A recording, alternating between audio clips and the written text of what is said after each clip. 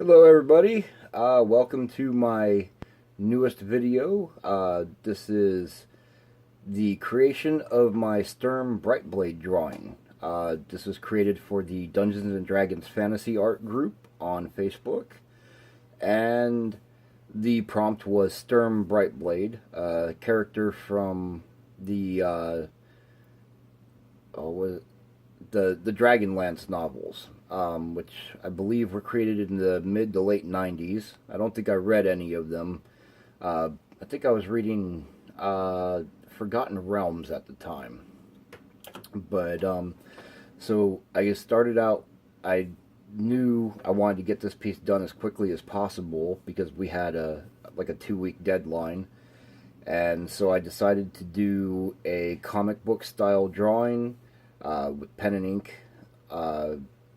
ink outlines, and then I was going to color it with my Blick Studio art markers. I just recently got the 96 color brush pack that they came out with, so I figured it would be a good time to break those out and try them out. And so here in the beginning, I've got the entire process. I started by sketching on my bristle board or illustration board. I believe this is made by Strathmore, the 400 series, I think. And I'm just using a regular number 2 pencil to sketch this out with, going from references that I found online and the what do you call it, the theory, or not theory, but the story background of the character that was available on Wikipedia and other sites. I did a little bit of research into what the Brightblade itself is supposed to look like so that I could get that fairly accurate. And I did change the design of the character quite a bit from what is commonly depicted. Usually they give Sturm a horned helmet and some very fancy looking armor, and I don't know how fancy his armor is supposed to be, but I do know it's supposed to be ancient armor that he acquired from his father, who disappeared or was killed or something. So I wanted to give it a very different, kind of a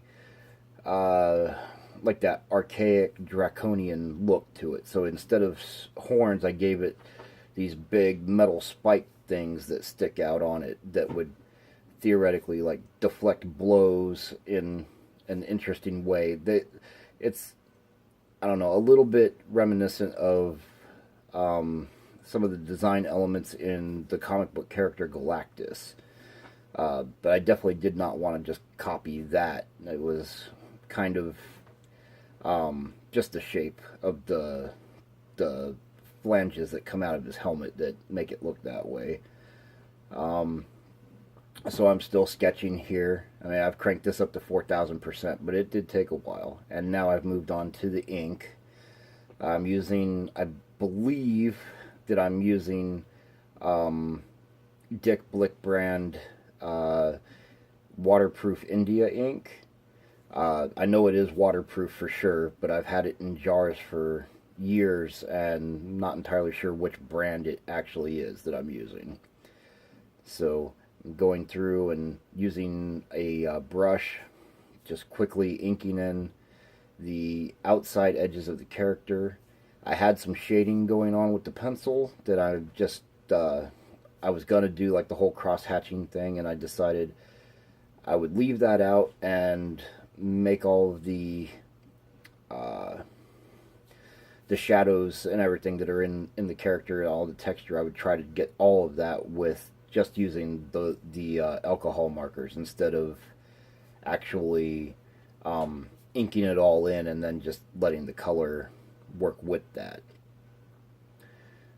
So I'm still inking, getting all the ridges done, adding in the darkest shadows that I did leave in. And I went with a very simple horizon line and cloudy background, just to keep it fairly simple, get it done as quickly as possible. I threw in a couple of extra rocks in the foreground, or close to the foreground that I thought would help to kind of establish scale and add a little something else to the terrain. Yeah, so now I'm laying in the hair and the blade. I went ahead and freehanded the blade because I was afraid that using my ruler I would get some of that bleed, the centipede effect that happens when you rub a pen against a ruler.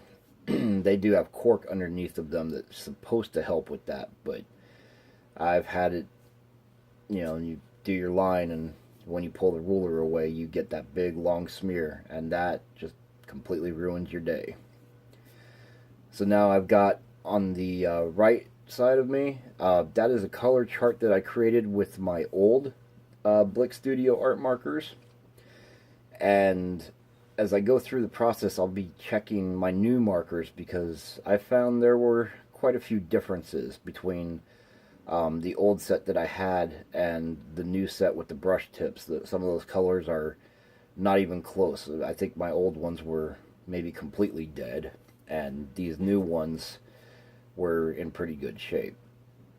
So I'm starting out with gray, doing a gray underpaint with the markers, trying to establish the shadows and highlights just in that gray tone before I start adding colors.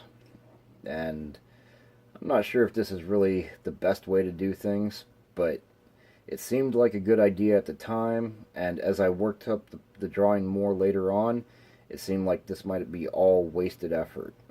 But I was using the cool gray set for the main armor pieces, adding in the shadow, the reflective type areas, and then I was using the warm gray for the trim and the those metal spike pieces that come off at the shoulders and the helmet and everything, and also around the shield. And so that's where we're at. We're just working through all of those areas, getting that cool gray and warm gray value laid down.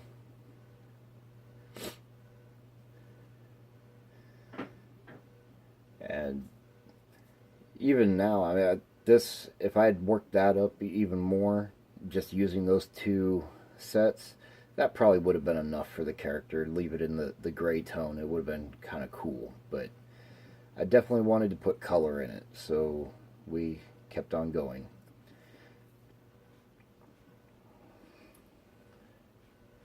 And then also for the blade,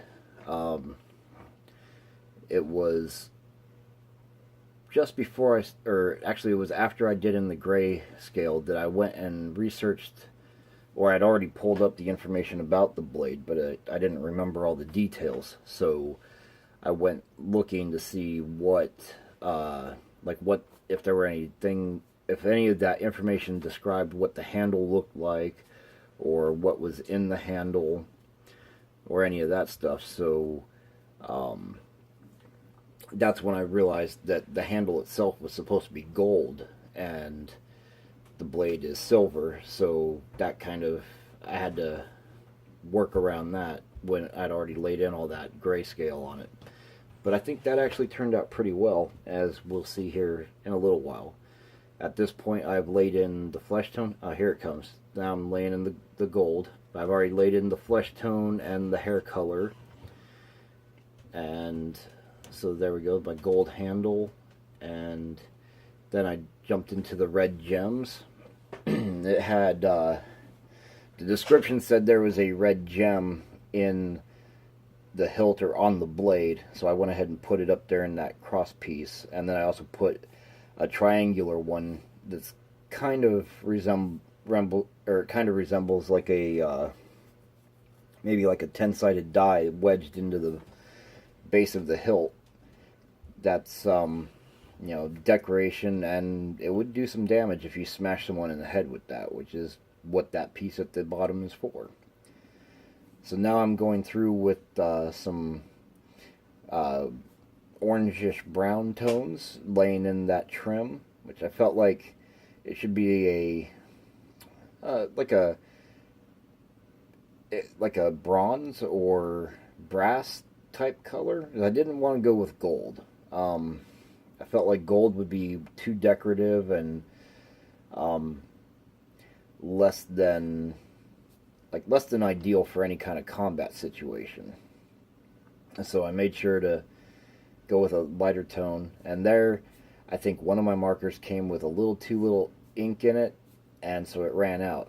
And you don't really notice the difference, but there is a subtle difference in the trim right there, because I had to change colors to something that was fairly close just to finish that out. And the reason I switched to these markers anyway was they now have refills available, just like Copics do. And I mean, I've liked the Blick markers since I had the original set that had just the chisel on one end and the bullet on the other. But I really wanted the brush instead, so I picked up this set, and I'm going to be getting refills for them soon, and hopefully those refills will keep me going with making art with these markers for a very long time. So now I've laid in the background, the rocks, and the ground really quickly, and I'm starting to lay in that gray color for the clouds in the background. And as you can tell, I mean, when I first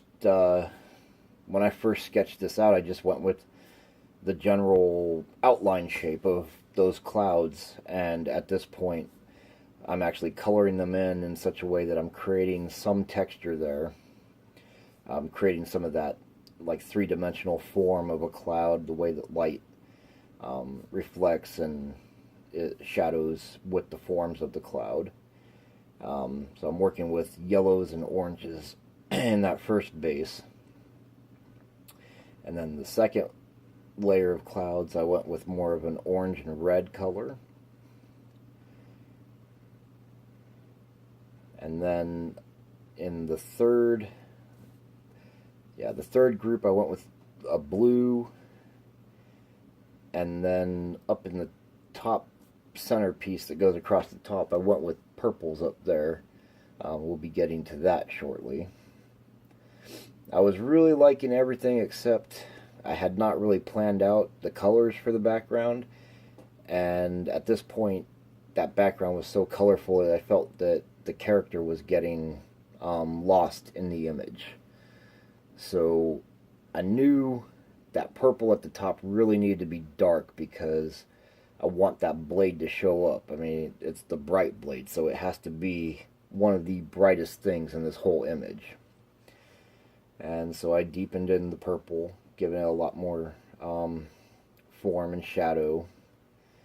And then once I finished that, I did take my colorless blender across it and to see if I could get some highlights in it, and it did do that. It gave me a few little light spots. And then I started out with a very light sky blue for the background, anything that I decided was not clouds. And again, same thing, I realized that background is just way too light, and it was going to need to be worked up some more. So here I am adding in the darker blues and going to, I believe that was ultramarine that I used at the very top.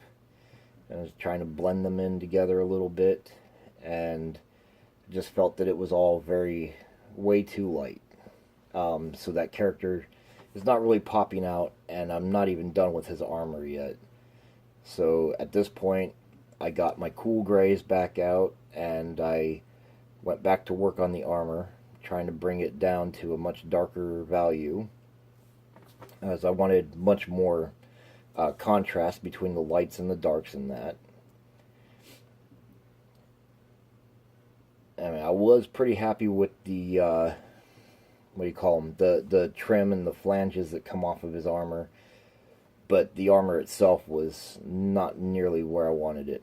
So I've also begun adding in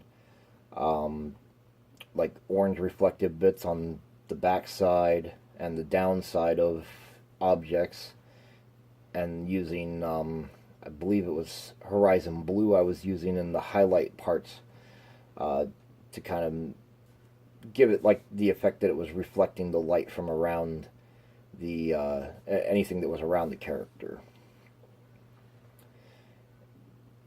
And so yeah, at this point I'm getting into the armor, and I'm actually about to run out of video. For some reason I managed to lose like the last hour or two of the video where I was doing the rest of the armor and the highlights. But I also then went off camera and completely darkened the background and some of the background and foreground elements to try to bring everything together in a way that I thought was better. Here's going to be the final piece, and I hope you enjoy it.